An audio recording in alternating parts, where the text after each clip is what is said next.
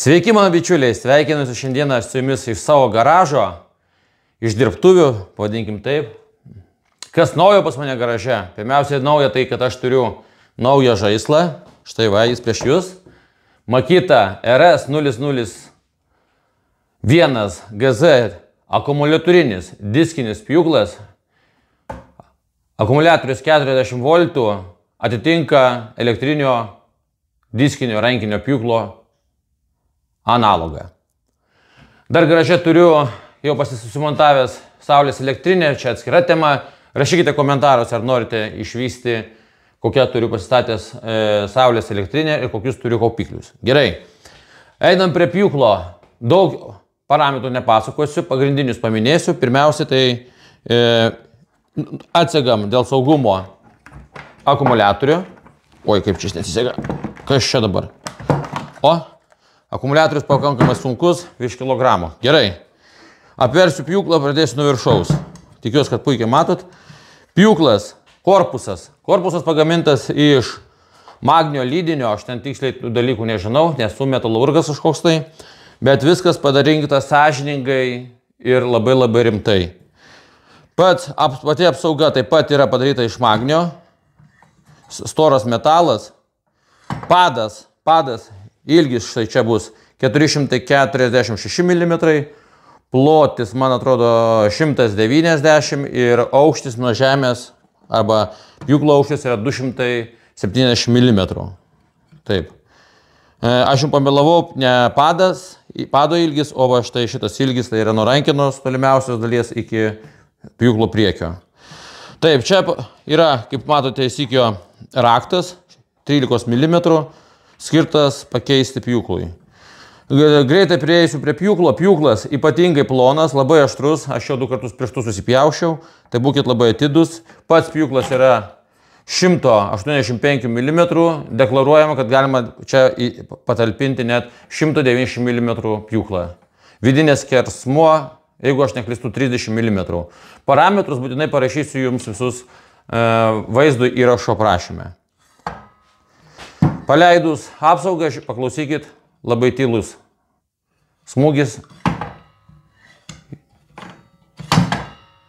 Gamintojas pasirūpino, kad nebūtų didelio triukšmo ir kad tas smūgis atsitrenktų į guminę kaladėlę ir sugertų smūgio jėgą. Gerai, apverskime dabar truputėlį aukštyn kojom, grįžkime prie pagrindinių organų valdymo. Reiškia, kaip visuomet yra ant rankenos apsauga. Be apsaugos neįjungsime mes savo diskinio pjūklo. Turim pastumti arba į kairę, arba į dešinę. Ir tada nuspaudę mygtuką, pjūklas pasileidžia. Pjūklas turi švelnų startą ir elektroninį stabdį. Taip, kad čia labai yra geri dalykai. Taip pat pjūklas yra apsigiklavęs be šepetėlinių variklių, kuris pjūklas suka 6400 apsukų per minutę greičiu. Kas dar būtų įdomaus iš šio pjūklo? Pirmiausiai norėčiau atkreipti jūsų dėmesį, grąžinu aukštyn kojom, tai labai gerai girdėsi turbūt, va štai aš dar. Toks nemalonus dalykas yra, kad klyba padas. Kad klyba padas, neįsigaskit, kodėl jis klyba, jums to jau paaiškinsiu. Padas klyba dėl to, kad mediena išpjauta iš po juostinių pjūklų būna nelygi. Jūs žinot, kaip pas mus mediena pjauna. Tai, kad pjūvis būtų lygus ir pjūklas nestriktų, padas kompensuoja tos medienos kreivumus. Taip, kad jisai važiuodamas truputėlį siubuoja padas, bet tai jokios įtakos pjovimui neturi. Tai yra numatyta konstruktorių, tai yra padaryta tyčia, kad mūsų pjūklas pjautų ir neužspaustų, nekreivuotumėt, o tiesiog pjautumėmės labai lengvai ir tiksliai. Sekantis momentas, tai yra rankena, čia yra neįprastinė. Rankena yra atitraukta atgal.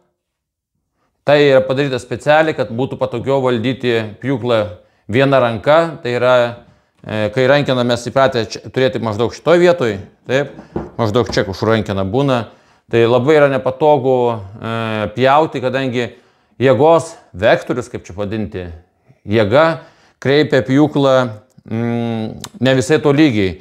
Rankina šitoje vietoje yra kur kas patogiau, čia panašu kaip rankinio pjūklo, tai tiesiog štai šitą pjūklą valdyti yra kur kas lengviau ir patogiau. Taip pat pjūklas čia yra neįprastai, ne toj vietoje, kaip mes esame įpratę matyti, jis yra kairėje pusėje, o ne dešinėje. Ar čia pliusas ar minusas? Man yra pliusas, aš matau, kur yra pjūklas, matau prapjovą, matau liniją, matau patį diską pjovimo. Viskas man yra, kaip sakant, po akim, nereikia kažkur tai sokiotis, kažkur tai kažko ieškoti. Ar ten persisverti ir žiūrėti, kur tas diskas eina. Nu, čia įpratimo reikalas. Toliau, čia yra nusiurbimo anga, bet šitą angą turbūt niekas nesinaudoja, nes tie, kurie pjauna lauke prie karkasinių namų, tiesiog šitais pjūklais pjaustant nenaudojo nei siurblio, nei dar kažkokio tai nusiurbimo įrankio. Jeigu jūs pjaunat lauke, tiesiog šitą kamštelį atidarom ir priekyje yra štai tokia vieta, kur tą kamštelį, kad nepasimestume, uždedam ir jis štai čia labai gražiai gyvena. Toliau, pjūklą galima pasukti nuo 0 iki 53 laipsnių, tai daroma labai paprastai. Štai čia yra rankenėlė, kuri fiksuoja mūsų pjūklą. Taip, šiuo metu yra, pavadinkim taip, 90 laipsnių arba 0 laipsnių. Kaip kam padaugiau. Sekantis žingsnis yra 22,5 laipsnio. Taip, mes pasukam štaip mūsų padą. Nežinau, kad neiškelti iš ekrano, kad neišplaukti. Ir fiksuojam. Grąžinam, sekantis yra padėtis yra nulinė, toliau eina 45 laipsniai, štai šitaip, ir dar viena padėtis yra 53 laipsniai. Ir šitas 3 yra fiksuotas padėtis.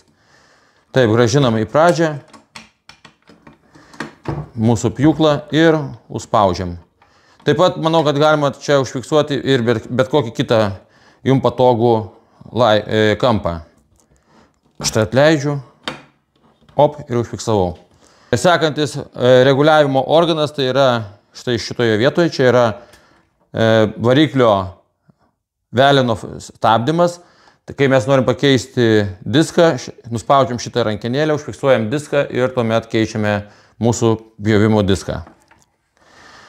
Na ir dar paskutinė rankenėlė, apie kurią greitai užsiminsiu, tai yra štai čia yra gylio reguliavimas, irgi standartiškai atsileidžia, pakeliam ir pjūklas pakyla. Nuleidžiam, mums reikalinga aukštį ir užfiksuojam. Yra skalė, viskas čia yra paprasta. Taip, kažką gal pamiršau paminėti, tai klauskit komentaruose. Dar tiesą noriu vieną dalyką parodyti, tai neįsigaskit. Jeigu šitoje vietoje, kur statosi akumuliatorius, yra kaladėlė, jinai truputėlį kliba. Tai čia yra specialiai padaryta tam, tai yra plaukiojanti kaladėlė. Įdedam pjūklą, dedame akumuliatorių ir kartais, jeigu akumuliatorius būtų supjūvinam dar kažkuo, tai jeigu mes sugrūstume, jisai tiesiog nepataikintume ant kontaktų ir tai būtų jau laužimas, na, negeras dalykas. O kai kaladėlė plaukia, jinai pati randa akumuliatorių ir akumuliatorius užfiksuoja pakankamai tvirtai, jokio brazdesio nieko nėra. Paklausysim, kaip pjūklas dirba tuščiom apsukom. Dar nepaminėjau, kad yra elektronika, kuri palaiko apsukas. Apkrovos metu elektronika palaiko tikslų apsukų skaičių, kad būtų našesnis ir lengvesnis darbas. Nuklausom, kaip dirba. Tarp kitko dar nepaminėjau, kad gamintojas deklaruoja, kad triukšmo lygis yra 92 decibelai.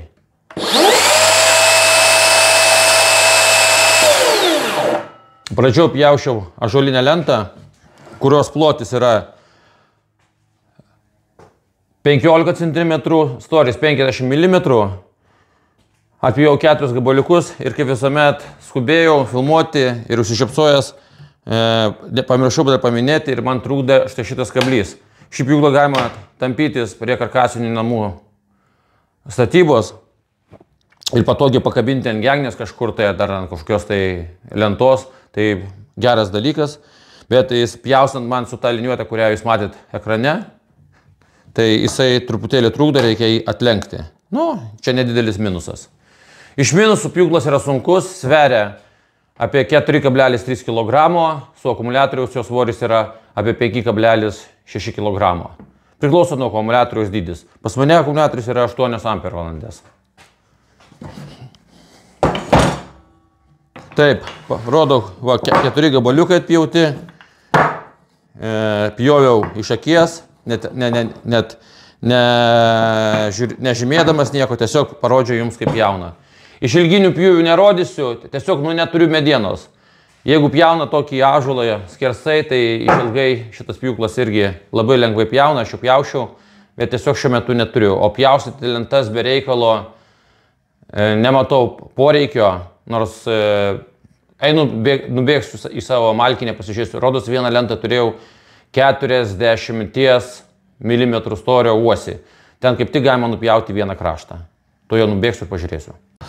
Nu, padarysim išilginį pjūvį, biškį čia nestabiliai mano stalas stoja, bet tikiuosi viskas bus gerai.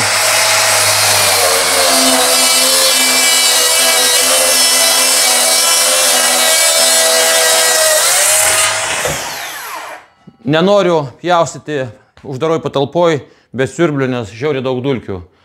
Ačiū visiems, kurie žiūrėjote. Oi, kokį pagaliuką gavot. Išpjoviau štai tokį, matot. Ačiū visiems, kurie žiūrėjote. Laukit naujų vaizdo įrašų, komentuokit, dalinkite su draugais. Iki.